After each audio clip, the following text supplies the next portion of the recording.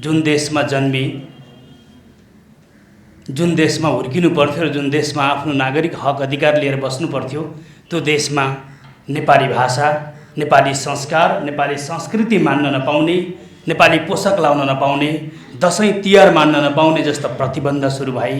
त्यसका प्रतिकारमा उठे हाम्रा बुवा दाजुभाइ दिदीबहिनीहरू कति बलात्कृत भए, कति मारिए, कति पिटिए, कतिलाई घरमा आगजनी लगाइयो।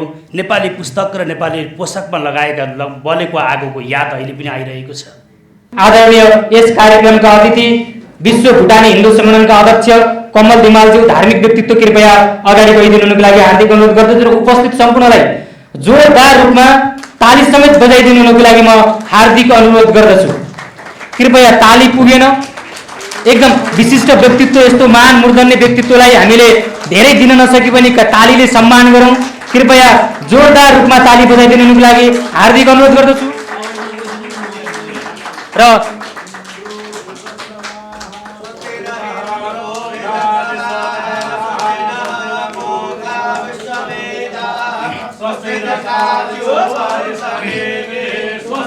यो अभिनन्दन पत्रले हामीले मलाई सम्मान गर्ने अवसर प्राप्त गरेका छौं। नेपाल सनातन धर्म संस्कृति संगठनले सम्पूर्णलाई पुनः एकपटक जोरदार ताली बजाएर त्यो जोरदार रूपमा ताली बजाइदिनुको लागि म हार्दिक अनुरोध गर्दछु। अभिनन्दन पत्रले म पढेर सुनाउँछु, आफै पढेर सुनाउनु।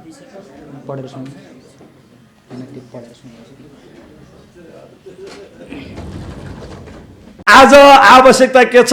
हिन्दूलाई हिन्दू बनाउने सबैभन्दा पहिलो आवश्यकता छ पुष्पगुरु। जबसम्म हामी हिन्दूलाई हिन्दू बनाउन सक्दैनौं तबसम्म हिन्दू राष्ट्र नेपाल सम्भव छैन।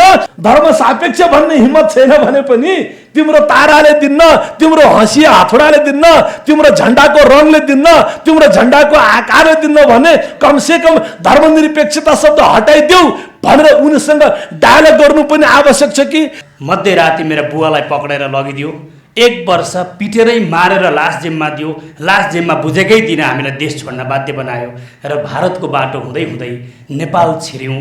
नेपाल आउँदा भैँसीलाई सिङको भारी हुँदैन भन्ने शब्द मैले बोलेको छुइनँ। हाम्रो विश्व ओमकार एकता महाअभियानको विरोध कसले गरेको छ?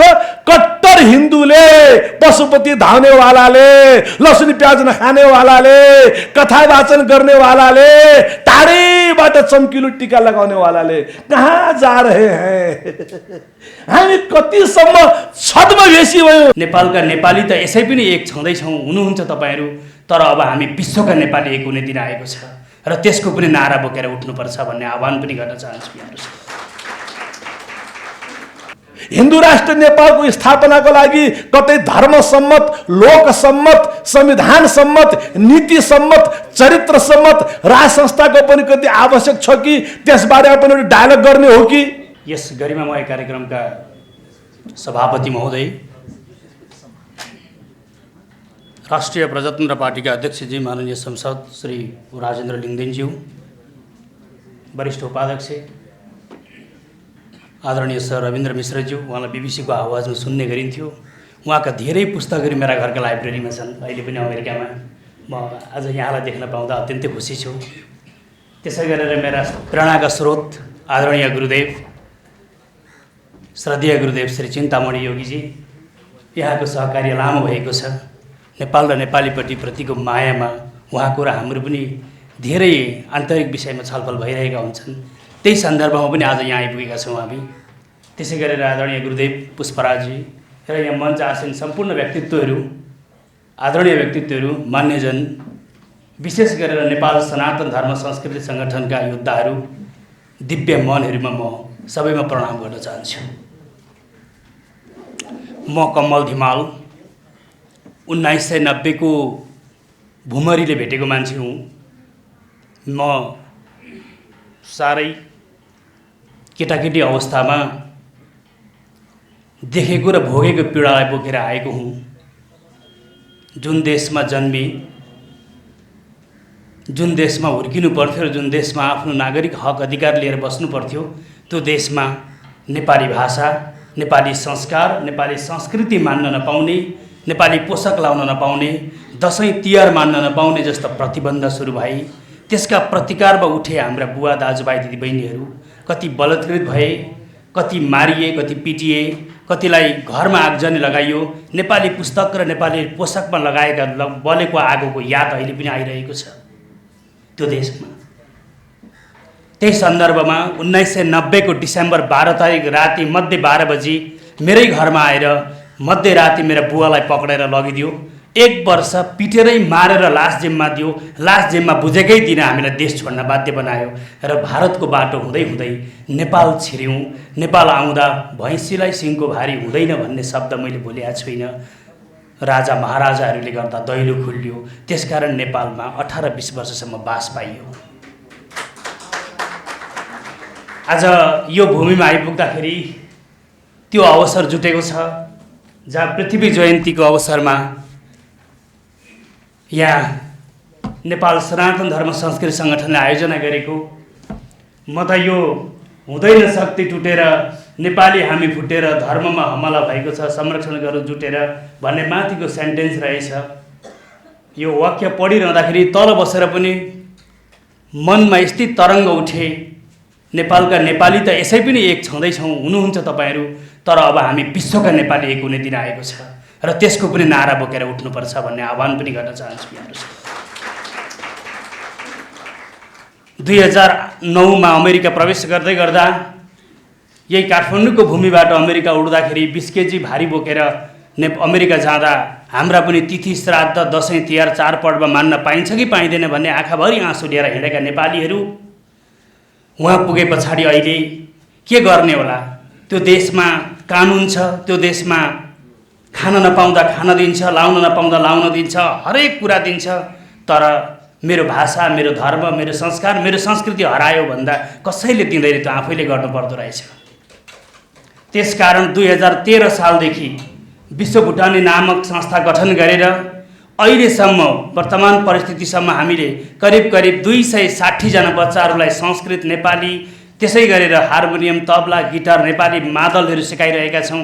अहिले यहाँबाट 8 जना शिक्षकहरू काठमाडौँबाट हामीले हायर गरेका छौँ र उहाँहरूले पढाउनुहुन्छ जुमको माध्यमबाट। हामी नेपाली भाषीहरूलाई माया गर्छौँ, नेपाली भाषालाई माया गर्छौँ, नेपाली पोसाकलाई माया गर्छौँ र वैदिक सनातन संस्कृति, वैदिक धर्म, नेपाली भाषा र हरेक कुरालाई उत्थान गर्नका लागि अहिले अमेरिकामा भर्खरै 1100 रोपनी बराबरको जग्गा किनेर ओम सेन्टर नामक दिव्यधाम खडा गरेका छौँ र त्यसको साक्षी हाम्रो डाक्टर चिन्तामणि योगीले यहाँ हुनुहुन्छ। हामीले अहिले अमेरिकामा सानो भए पनि नेपालीत्व बचाउनका लागि, नेपाली मन र नेपालीपनको संरक्षण गर्नका लागि, वैदिक सनातन धर्मको संरक्षणका लागि ओम सेन्टर नाम नै त्यसको ओम सेन्टर दिएर हामीले भर्खरै गत जुलाई महिनामा 1100 रोपनी जग्गा पास गरेका छौँ र त्यो एउटा खुसीको क्षण सबैका मनमा, सबैका हृदयमा खुसी चम्केको छ अमेरिकावासीहरूका लागि। र त्यहीँबाट त्यो निर्माणका लागि पनि हामी नेपालमा रहेका हरेक काष्ठवस्तुहरू, यहाँका ढुङ्गाहरू, यहाँको माटोले बनाएका मूर्तिहरू हामी यहीँबाट लानका लागि र यहीँको नेपालकै संरचनालाई अगाडि बढाउनका लागि, यहीँको हरेक वस्तुहरूबाट त्यहाँको मन्दिर बनाउनका लागि हामी लागि परेका छौँ। त्यसकै सिलसिलामा अहिले म नेपाल भ्रमणमा आएको छु। विभिन्न सन्त महन्तहरू, विभिन्न गुरुदेवहरू, आचार्यहरू भेट्ने क्रम जारी छ। पाठ्यक्रम बोर्डमा पनि भर्खरै हामीले भेटघाट गरेका छौँ। त्यसै गरेर अहिले पनि ती नेपाली हुन्, ती नेपालीको संरक्षण गर्नुपर्छ भनेर जसले ठाउँ दिएको छ, अहिले त राहतविहीन भएर 6000 देखि 7000 भुटानीहरू अहिले पनि पूर्वको शरणार्थी शिविरमा बसिरहनु भएको छ। केही पनि छैन, उहाँहरूलाई संस्थाले दिने र नेपाल सरकारले दिएको पनि केही छैन। तिनीहरूलाई पनि खान र लाउनको वातावरण मिलाइयोस् र त्यो समस्या चाँडोभन्दा चाँडो समस्या समाधान गरियोस्। अहिलेको वर्तमान सरकारले त्यसलाई निहालिदियोस् भनेर गृह मन्त्रालयमा मैले अपिल पनि चढाउने मौका पाएँ। त्यो पनि अहिले भर्खरै अस्तिको दिनको केही दिन अगाडिको भेटघाटमा आदरणीय गृहमन्त्रीजीले त्यसप्रति ध्यान आकर्षण रहेको कुरा बताउनु भएको छ र आज यसै बैठकमा ती नेपालीको मन रोइरहेको छ। कति परिवार अमेरिका छन्, कति यहाँ छन्, परिवारबाट विचल्ने भएका छन्, तिनीहरूको पुनर्मिलन गराउने काम पनि नेपाल सरकारकै रहनुपर्छ र म यहाँ रहनुहुने मान्य सदस्यज्यूहरूलाई, पार्टीका कार्यकर्ताज्यूहरूलाई, आदरणीय संसदीय दलका नेता माननीय राजेन्द्र डिङ्गदेनज्यूलाई, रविन्द्र मिश्रज्यूलाई पनि म अनुरोध गर्न चाहन्छु त्यस विषयलाई पनि यहाँहरूको वाक्य उठिदियोस्, तिनीहरूको पनि संरक्षण भइदियोस्, तिनीहरूले पनि आफ्नो ठाउँ पाउन्, तिनीहरू कि पुनर्वास हुन् कि नेपालमा स्थायित्व होस्। शरणार्थी शिविरमा बसेर दिनरात पीडामा नछटपटिदिउन्, ती नेपाली हुन्, ती रोइँदाखेरि नेपालीलाई आँसु पक्का लाग्छ, यो बुझिदिनुपर्छ। र सबैसँग विशेष धन्यवाद। हामी नेपाली हौँ, हामी हाम्रो संस्कार संस्कृति कुनै देशमा गए पनि छुट्दैनौँ। होला हामी भौतिक रूपमा सम्पत्ति भयौँ होला, गाडी भयो होला, घर भयो होला, तर देश नहुँदोको पीडा देश छोडेर गएपछि थाहा हुँदो रहेछ। आफ्नो माटो नहुनुको पीडा माटो छोडेपछि थाहा हुँदो रहेछ। आफ्ना जति नै मिठो र ठुलो महल भए पनि सुतेका बेला आफ्नो छातीमाथि ढुङ्गो झुन्डिरहेको याद हुन्छ। त्यसले गर्दा यो नेपाल स्वर्ग भूमि हो, यो नेपाल अत्यन्तै महत्त्वपूर्ण भूमि हो। यो नेपालमा यति ठुलो हामीले देखेका छौँ बाहिरबाट कि नेपाल आउँदाखेरि म घर आए जस्तो लाग्छ। यो घरमा स्वागत गर्नुभएको छ। सबै विद्वतजनलाई विशेष सम्मान गर्दै अहिले अमेरिकामा हुँदै गरेको गतिविधिमा साथ समर्थन दिनुहुन मान्यजनहरूलाई अनुरोध गर्दै अमेरिकामा हामीले 50,000 किताब भेला गरेर वैदिक पुस्तकालय घोषणा गर्दैछौँ, हिन्दू रिसर्च सेन्टर खोल्दैछौँ, नेपाली भाषाको संरक्षण गर्दैछौँ, रिटायरमेन्ट सेन्टर बनाउँदैछौँ, हाम्रै प्रकारको एसिस्टेन्ट लिभिङ बनाउँदैछौँ, मेडिटेसन सेन्टर बनाउँदैछौँ। त्यसका लागि पनि यहाँहरूको सहयोग र समर्थन जुटोस्। पशुपतिनाथ भगवान्ले हाम्रो रक्षा गरून्, हामीले आशीर्वाद पुर्याइदिउन् र यस देशका सन्त महन्त धार्मिक सङ्गठनहरूको सहयोग र एकबद्धता रहन्छ भन्ने कुरामा विश्वास गर्दै यहाँहरूको यो समय 12:30देखि अहिलेसम्म बसिराख्नु भएको छ। बस्ने भन्दा पनि सुन्नु ठुलो कुरा छ। सबैलाई एकमुष्ट धन्यवाद र अभिवादन गर्दै मेरो वक्तव्य यही टुङ्ग्याउन चाहन्छु। हवस् त, नमस्ते। र मित्रहरू, आजको कार्यक्रम बडा इमोसनल टाइपको कार्यक्रम छ। मलाई पुष्पजीले यो कार्यक्रमका लागि धेरै प्रेरणा दिनुभएको छ। मेरा मित्रहरू थोरै छन्, फेसबुकमा ठाउँ छैन, त्यो छुट्टै कुरा भयो। तर चाहिँ मित्र मान्ने जुन केही आधार हुन्छन्, ती आधारहरूमध्येमा मेरो आदरणीय पुष्पराज पुरुषजी त्यो मित्रमा पर्नुहुन्छ। वेदमा भनाइ छ, मित्रस्य चक्षुषा सर्वाणि भूतानि समीक्षे। त्यो साधना पनि यथावत छ, सबैलाई मित्रवत हेर्ने। तर चाहिँ जीवनमा साँच्चै केही गर्नु पर्यो भने मित्र को हो भन्दा चाहिँ त्यसमा मैले आज पुष्पराज पुरुष गुरुलाई सम्झिन चाहन्छु। र कमल धिमालज्यू ग्लोबल भुटनिज हिन्दू अर्गनाइजेसनको अध्यक्ष, उहाँको कार्यको जति प्रशंसा गरे पनि कम हुन्छ।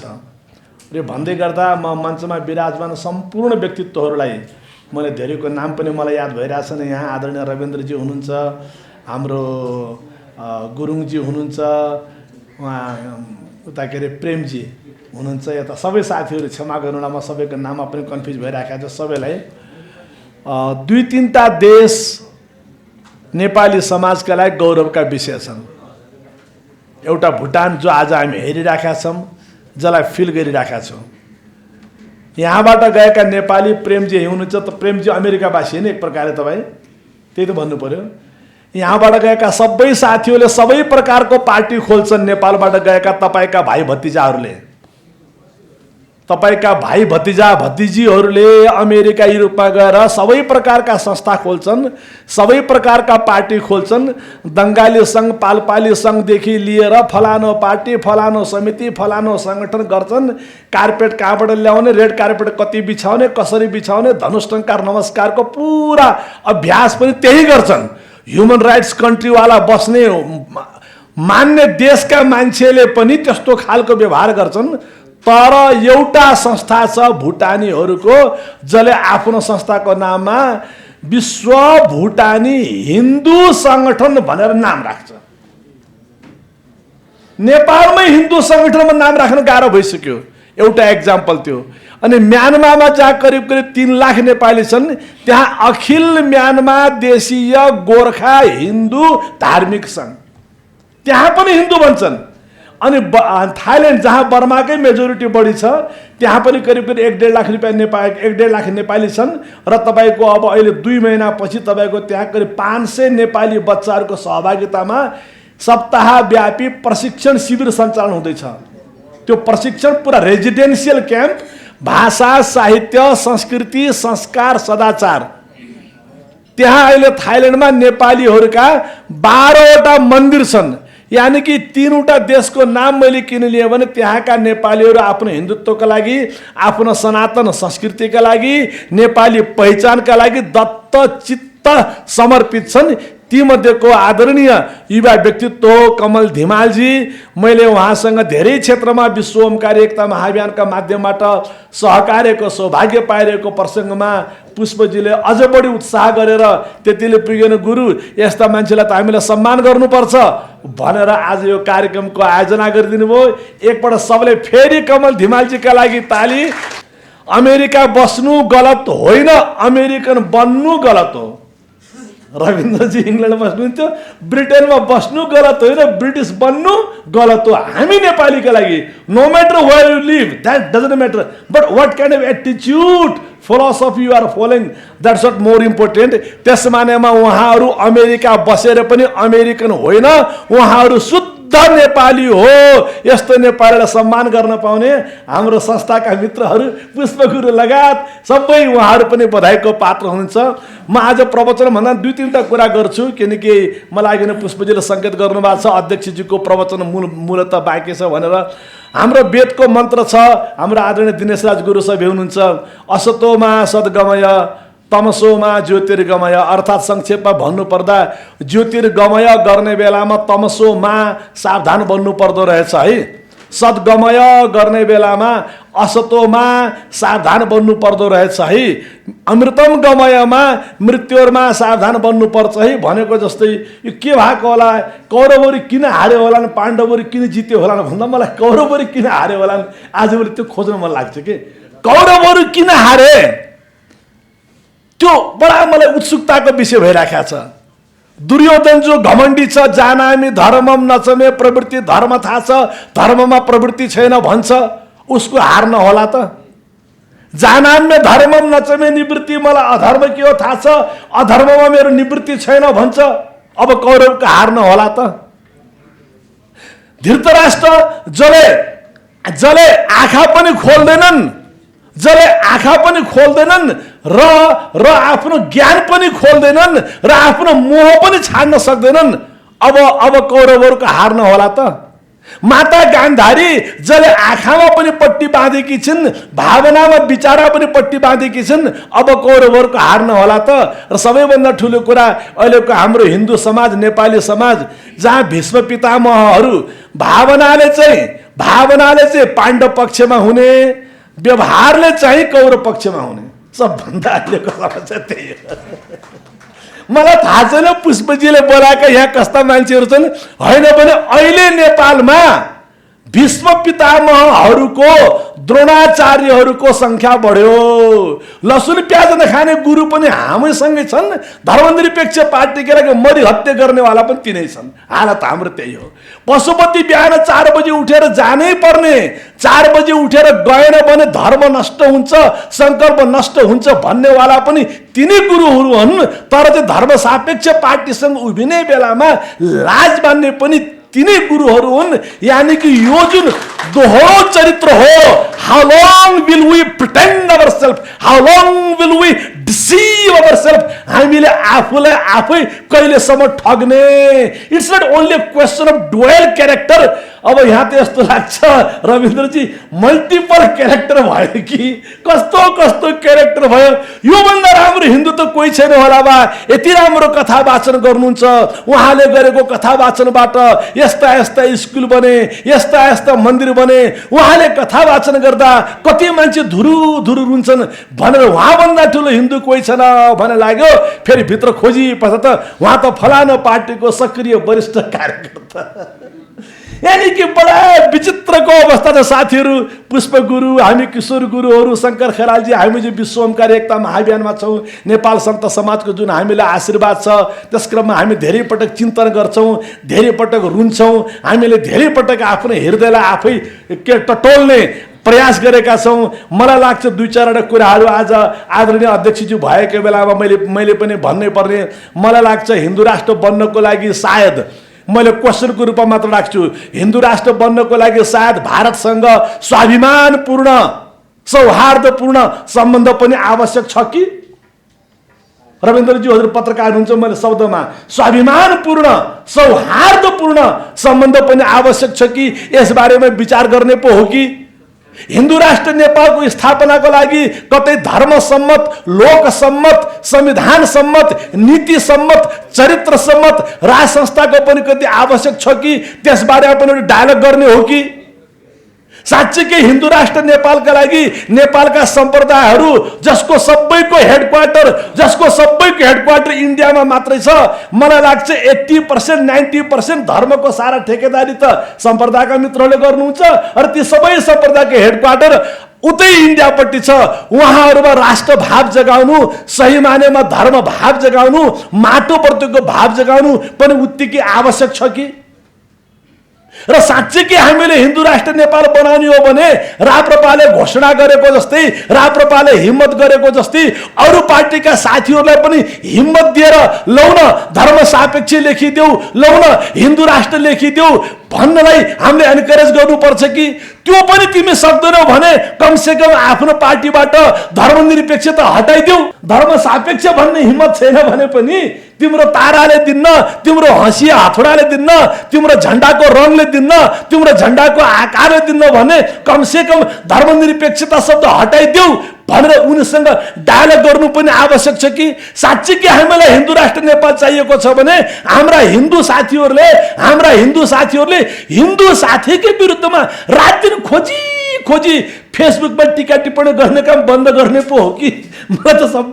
मलाई त कस्तो लाग्छ भने 2 वर्षमा विश्व ओमकारी एकता महाअभियानमा लागेको मलाई त के देख्ने तारा देख्ने भन्छ नि, तारा देखाइदिएको छैन अहिलेसम्म। मुसलमानले विरोध गरेको मैले थाहा पाएको छैन, अहिलेसम्म क्रिस्चियनले विरोध गरेको मैले थाहा पाएको छैन, अहिलेसम्म कुनै पार्टीले विरोध गरेको थाहा पाएको छैन, फलाना देशले हाम्रो विरोध गरेर थाहा पाएको छैन।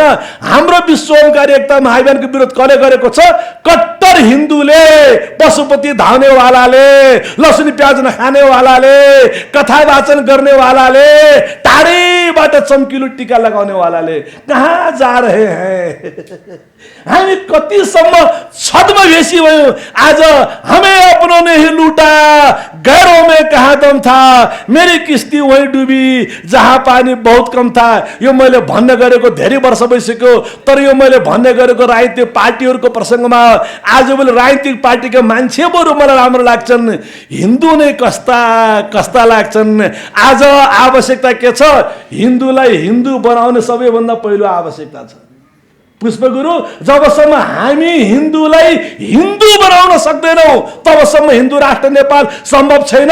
जबसम्म हामी विश्व हिन्दू महासङ्घको शुद्धिकरण, साधुकरण, सुदृढीकरण गर्दैनौँ तबसम्म हिन्दू राष्ट्र नेपाल सम्भव छैन। जबसम्म हामी चाहिँ टीका टालो गर्नेवालाहरूलाई, कथा वाचन गर्नेहरूलाई माटोको टीका लगाउन सिकाउँदैनौँ तबसम्म हिन्दू राष्ट्र नेपाल हुनेवाला छैन। जबसम्म उत्तर गएर उत्तरी भाषा, दक्षिण गएर दक्षिणी भाषा बोल्नेवालालाई एउटै भाषा बोल, नेपाल आमाको जय। सक्यो। नेपाल भन्दा ठुलो कुरा केही छैन। कलौ नेपालीका पुरी, नेपाल इति यो बृहत् ज्ञान तो विवा, ज्ञानले बोल अज्ञानले बोल, तस्य सर्वे पापा विनश्यन्ति, तत्र नास्ति विचारणा, तत्र नास्ति चिन्ता भनेर घोषणा गर्नुपर्ने छ। हिन्दू राष्ट्र मित्रहरू, असम्भव छैन, तर हिन्दूलाई हिन्दू बनाउन साह्रै गाह्रो छ। सनातन पार्टीका संस्थाका मित्रहरूसँग पनि हाम्रो त्यही निवेदन हो। र हाम्रो कमल धिमालजी, तपाईँ भुटान बसेर पनि, अमेरिका बसेर पनि त्यहाँबाट हामीलाई त्यो ठुलो प्रेरणा दिनुहोला। अघि उहाँले भनेका कुरालाई सम्मान गर्दै 2-3टा कुरा थप्न चाहन्छु। उहाँहरूको प्रयासमा अक्टोबर महिनालाई अमेरिकाका 3वटा स्टेटमा, 11वटा स्टेटमा अक्टोबर महिनालाई सेक्रेड मन्थ भनेर घोषणा गरिएको छ। हिन्दू हेरिटेज मन्थ, यानि कि त्यो 11वटा स्टेटमा पब्लिकली माछा मासु आदि इत्यादिका कुरा गर्न पाइन्न, हाम्रो भावनामा ठेस पुग्छ भनेर उनले त्यहाँ गरेका छन्।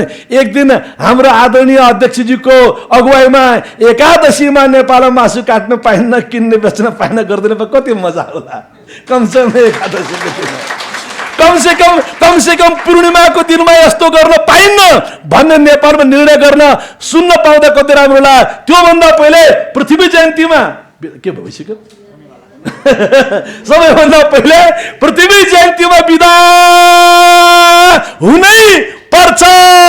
तस्मात खुडा उठाउँछु खुडा सब भाइ जोड्छु एउटै महान मुलुकको रचना म गर्छु विच्छिन्न विच्छिन्न हुने प्रवृत्ति सहन्न भाइ म त एक रत्ती विशाल नेपाल म रच्छु कहाँ छ मृत्युञ्जयलाई मृत्यु धन्यवाद नमस्कार समाजको आवाज.com